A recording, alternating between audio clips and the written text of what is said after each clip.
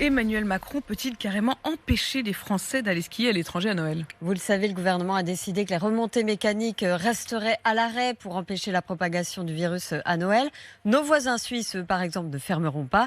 Et hier, donc, Emmanuel Macron a brandi de manière hésitante des menaces.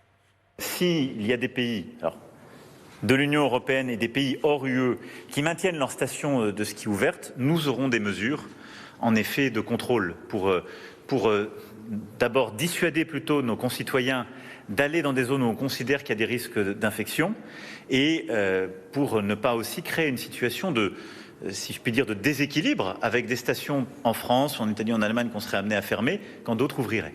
Donc oui, nous aurons des mesures restrictives et dissuasives. Selon vos informations, Pierrick Bonneau, Emmanuel Macron veut avant tout appeler à la responsabilité. Emmanuel Macron a toujours été contre la fermeture des frontières. Ce n'est pas pour ajouter des contrôles à la veille du déconfinement.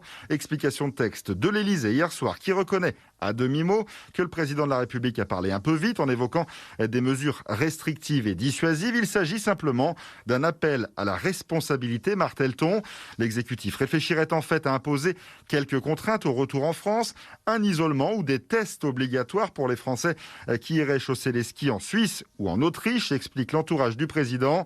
Un proche d'Emmanuel Macron regrette une fois de plus l'absence de coordination au niveau européen et rappelle que derrière la réalité économique, il y a une réalité sanitaire.